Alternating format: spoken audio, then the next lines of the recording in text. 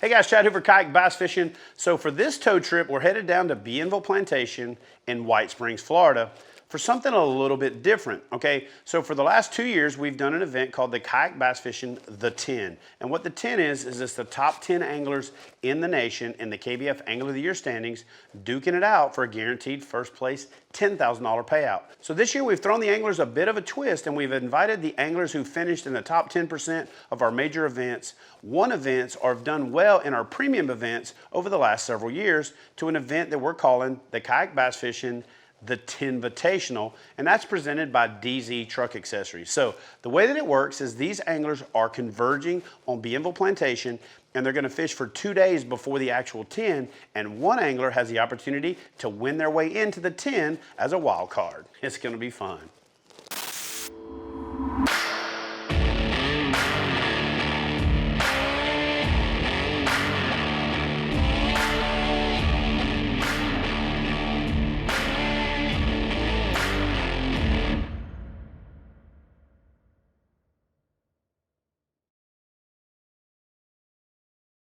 Hey guys, Chad Hoover, Kayak Bass Fishing, and welcome back. This week, we are doing the KBF The 10 here in beautiful Bienville Plantation in White Springs, Florida. Now, before this event, Jeff Fader from Michigan qualified to enter into the 10, which is now 12 because we have last year's champion competing as well, by winning the KBF DZ 10-Vitational. Now, Jeff set the record for the biggest two-day total, over 200 inches. We played a bit of a joke on him by making him think he drew the lake that he dominated on when he won the 10-Vitational and qualified to move into the 10. So Richard, let me tell you what I did. Everybody here that's talking about the draw, that's talking about the tournament, hope that this guy doesn't draw Lake 14. So what I have in these first 3 envelopes is 3 envelopes that have Lake 14 in it. So we're gonna punk Jeff and we're gonna punk the entire field by making them think that he drew Lake 14. Then I'm gonna make him draw again and tell him that he isn't fishing Lake 14 unless he draws it out of these 3 envelopes that are in my back pocket. I know this is probably the biggest dick move in kayak fishing history, but actually I want you to go ahead and open these 2 real quick for me. Won my way in here. I'm in the 10. Just being here, being a part of it is amazing. I've already won the weekend. Honestly, you know, if I were to finish mid-pack right now, I think it'd be awesome. Everything he just said is total crap. This dude wants to win so bad he can't stand it. He can say that he has no pressure, but I can feel the heart thump thump. You can probably see it like in the cartoons where the heart jumps out. Let's look. Yeah. You can kind of see it thumping. Anyway, man, get out there. Good luck, and I hope you smash them. This is the worst part of it right here, just the waiting. We got 10 minutes before we launch. I mean, I'm ready to go, but now I'm starting to get a little antsy. You'd figure I've done this for so long that you wouldn't get antsy anymore. But I still do. I guess that's the reason I still do it. Let's get ready to rock and roll, shall we? Hit it! That's what I'm talking about. Wait! Okay, now, from the beginning. So one of the questions that I get a lot is, what exactly is the KBF DZ The 10? Now, the 10, it's those top 10 anglers from the overall KBF Angler of the Year standings from the previous year coming down to Bienville Plantation to duke it out for the title of 10 champion. We have a stacked field featuring some of the biggest talent in kayak fishing today. Let me introduce this year's competitors. Kody Milton from Heber Springs, Arkansas. Eric Siddiqui from Cincinnati, Ohio. Matt Ball from Little Hocking, Ohio. Josh Stewart, Murfreesboro, Tennessee. Jay Wallen, Lexington, Kentucky. Jason Broach, Bluffton, South Carolina. Joseph DeDeo, Range, New Hampshire. Jody Queen, Rocky Gap, Virginia. Ken Wood from Taunton, Maryland. Richie McMichael from Kansas City, Kansas. Jamie Dennison, Winston-Salem, North Carolina, and Jeff Fader, Cairo, Michigan. Oh, you son of a... So if this is the first time you've tuned in to a kayak bass fishing event and you're wondering, how are these guys doing a tournament from a fishing kayak? Let me explain. The way that kayak fishing tournaments work is what we call catch, photo, release, or CPR. CPR is simple. We use a unique identifier token, an approved measuring board. The anglers go out, they catch their fish, and they have a specific position that the fish has to be on the board. They lay the identifier where it's in the frame of the photo, they snap a photo, and then they load it into a tournament management system called Tourney X. And then our judges back at headquarters score the fish, award the appropriate score or deductions if needed, and at the end of the day, the angler with the most inches wins. We're sitting here watching Kody Milton catch a nice fish. Got Eric Siddiqui behind him, and it's pretty cool. They've got these fish hemmed into this little pocket, and they're working together to catch these fish. They're competing against each other, but they've figured out that one of them will catch a fish and fire that school up, and the other one can cast in immediately and catch another one. All right, so we rushed over here to Kody Milton. Got a little 20 and a halfer there. It's amazing when these guys get along when they're friends and they understand that if you guys are both kicking butt, it's going to be one or the other. We decided 5,000 was still great. I think there's a lot more fish in here than we think there is. They're just wolf packing bad. Like 5 and 6 fish here, 5 and 6 fish there, and I think we're both going to kind of hold on to our fish since we don't have anybody around us today. We're going to kind of try to keep it that way for a little bit, at least as long as we can. Me and Kody have been talking about going 1-2 for a while now. We've said before that we don't really care who's first, who's second. All right, so for a quick little leaderboard update, I noticed that there's only 5 people that have submitted fish. Eric Siddiqui submitted 1, but we've sat here and watched him catch several fish. It's like poker. They don't want to show anybody their cards. These competitors can pull this live leaderboard up too and see how well other people are doing and move into their spot. So to protect their spot, they don't want anybody to know that they're whacking.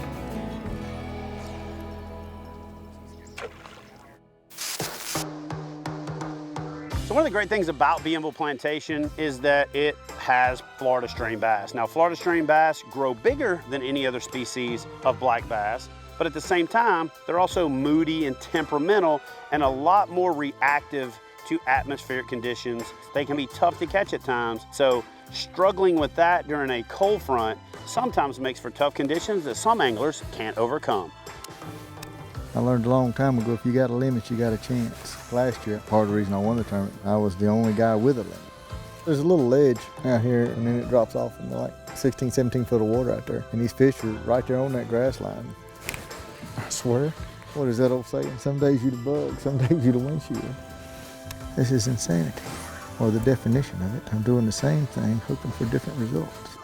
I'm gonna give this about 10 more minutes, and then I'm gonna go start covering water. So there's an old saying in fishing called don't leave fish to find fish. So the 2018 KBF DZ the 10 champion, Jamie Dennison, he didn't leave fish to find fish. He left fish and let somebody else find fish in his spot. Jamie Dennison, this is kind of his spot, so he left and everybody had abandoned the area, so I thought, well, I might give it a try.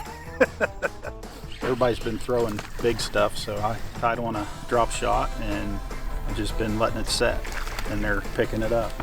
I've caught 6 right here, 2 that won't measure. So I've got my 5 fish limit and finished it out right here. I'm not ashamed to do anything. I even tied on a Joe's fly today to try to get a limit. It's won me money in the past. Here's another one. Oh, that's a good one. That's not great, but it'll call. On a day like today, I'll take these all day. So for the first time, a past kayak bass fishing national champion qualified for a KBF DZ the 10. And though Matt's a nice guy, once the tournament time kicks off, he puts that nice guy in the back of his kayak in a tank well buried in a box until the end of the event, because he's one of the most competitive guys that I've ever seen fish. Well, I know Jason's got 2 because I just seen him catch one. He likes throwing that little crankbait of his. Let's see if we can't duplicate it.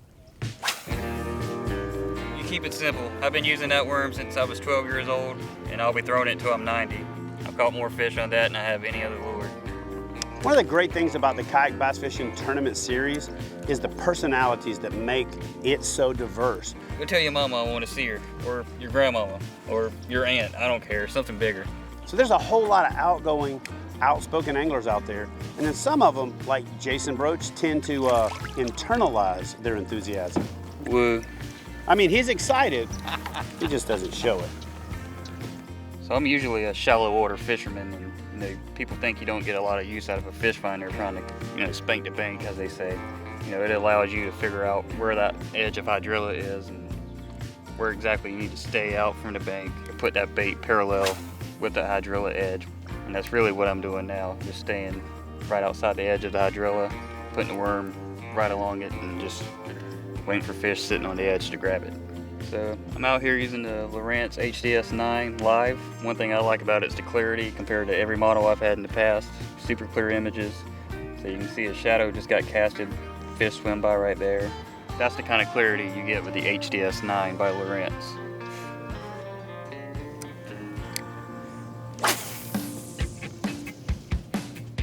Been around this whole bay, stuck at 4 fish right now, need 1 more fish to have a good limit.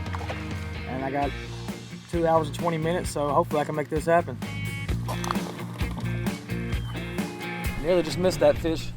Went to grab him with the net the first time, and I missed him, and when I got him in the net, the hook just fell straight out of his mouth. When it comes to fishing a kayak tournament, that never give up mentality, that never give up mindset is what makes some anglers consistently end up at the top of the leaderboard. One of those guys is Josh Stewart. Now, 3/4 of the way through day 1 of the KBF DZ the 10, Josh kept a positive mental attitude and grinded out 2 upgrades in the last hour and a half of competition to put him at the top of the leaderboard on day 1. From a 17 to an 18 3/4. It's just proof that you never give up, you keep casting, you keep grinding until the last minute, because you never know when you could snag that fish that's gonna shoot you to the top of the leaderboard. All right, so we're here with Jeff Fader. And you had a pretty good pattern going over on Lake 14. Actually, you had one of the best patterns I've ever seen in my life. You got the guys that are now fishing for the big bass brawl on your lake that you were whacking them on. How do you think they're doing? I don't know. I don't know that it'll hold up. I fished it pretty hard, so there might not be any left. Now, Jeff didn't think the pattern would hold up, but when we got there, it was absolute pandemonium. Woohoo! How about that? Josh, he just didn't have to suck today. You know how much pressure that must be, Gene? I mean, I he's know got it. 10 grand on the line. Uh-huh. You know, he went out there and cracked him yesterday. Yeah, don't suck, dude. That must be nice cracking them, but I mean, I know it. boy, the pressure you get on that last day. Yeah, don't choke. You're gonna be a nervous wreck. You'll be out there all tore up, letting that 10 grand slip away. Josh Stewart, let it go. He had it, and he just let it go. I don't understand. I ain't worried about that. Oh, man. How many inches you got right now? 101.5. 101.5. So basically, if Josh catches 5 today, he's sitting pretty. That's a lot to think about for $10,000. Good luck, bro. Appreciate it. That's who you worried about. Josh isn't worried about me. He's already taken 1 tournament from me. There they go. You know, one of the other great things about this sport is there's a brotherhood. And you know, brothers fight and brothers give each other crap. And so Jay Wallen was giving Josh an earful that I think he even got in his head to a certain extent. But Jay knows from experience, because Jay blew a big lead in the first KBF the 10. So even though he was giving him a hard time, he was actually coming from a place of knowing exactly how he feels. Getting a limit today, maybe not for everybody, but for some, is gonna be tough. It's probably gonna be tough for me. I'm not getting very many bites. Still only 4 people with a fish on the board. Really? Of course, Kody never puts any fish on the board till the end. Right, right. I usually like to wait until I have 5. That's gonna take all day the way this is going. Ooh, you know the bite's tough when Jay breaks out the fairy wand and the wacky rig. It's the worst. So we're still waiting for him to catch a fish, and he's dealing with some pretty finicky Florida bass, but that's typical of Florida bass. They like sunny days, they like it to be warming up, and they get really aggressive. But the crazy thing about them is they can still be finicky. They still want something exactly right. It's just crazy. There's a bite. Today I'm kind of struggling to get a limit. It's my 2nd fish on the board. I need 3 more bites. If I can get a limit like this today, we'll see what happens. But it's a big deal right there for me.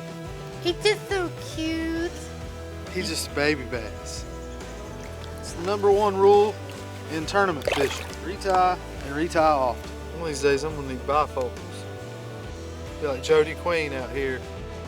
get my readers on. And Jody Queen's got a 16-incher on the board. That's awesome. So, real quick leaderboard update. We got Kody Milton just finally uploaded his fish for the day. And he's got 92 3/4 inches, 2 20 1/4 inch fish, and 3 17-inch fish. We should see the leaderboard light up here in just a little bit. About to go into one of those feeding times at about 11 o'clock. So let's turn it over to Chad, see what he's doing. All right, guys, so we made our way over here to pull up next to this guy right here. This is Jamie Dennison, the 2017 KBF Angler of the Year and the 2018 and defending kayak bass fishing the 10. I said you were defending. I didn't say how well you were defending it. So Jamie, you are currently sitting in the place that nobody would have ever figured you would be. You were outside the top 10 in the 10 because it was 12 this year. So just talk about being in 12th place in the 10 after winning it. Am I really in 12th? You're in 12th currently.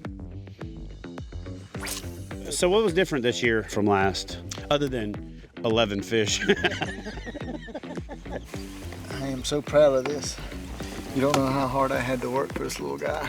Yesterday I struggled, to say the least, and today hasn't been much better, but I finally got the skunk off. We're not gonna go to the scales empty-handed. Let's go see if we can't get another one.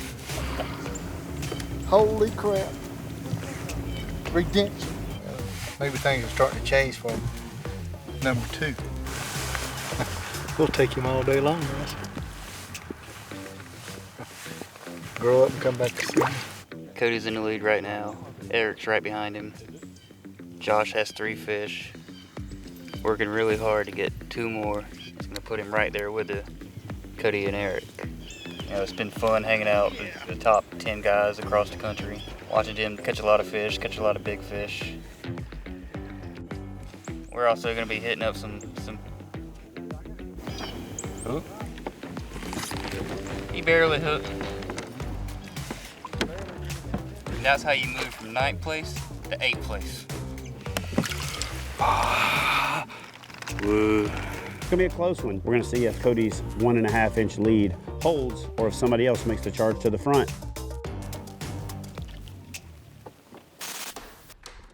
So one of the things that happened at this year's KBF DZ, the 10, is we ended up with about 80% of the anglers fishing in the same area or relative proximity to each other. I'm gonna strangle you. I really feel like it's one of those social anxiety things. Guys saw those guys fishing there and catching fish, so that must be the place to fish, and so therefore everybody fished there. Jay Wallen proved that there were fish that were catchable in other places, and he moved into 3rd place by doing so. But I do think that there were several patterns left to be discovered on the lake that could have ultimately even won the event. It's just that these guys safety up and fished the same area because they knew there were fish there. I'm in 2nd right behind Kody right now. If Josh is able to get a limit, he'll probably pass us both. We're packed in here a little bit tight. There's been 3 to 7 guys on top of these shad, and so we've all kind of had to share fish. I can't complain. I pulled out the 2 biggest out of all of us, 21.5 and a 22.5, so it's still a good day. So I haven't caught anything in probably close to 2 hours, I would say, but we'll see. I'm gonna keep the A-rigs down. We're just gonna try to finesse something up here in the last little while, and I guess we'll know if I get beat because everyone's kind of in a circle right here. There's a big ball of bait that keeps swimming around, and I think at this point everybody just kind of knows it, so we're all just kind of waiting for them to come up feeding, but it hadn't happened in a long time. We'll see how it goes. Bait clouds have been key. Now that Josh left, I could throw the rest of the bait balls. I got 3 fish this morning, and I'm struggling to get my last 2. Kind of spun right now.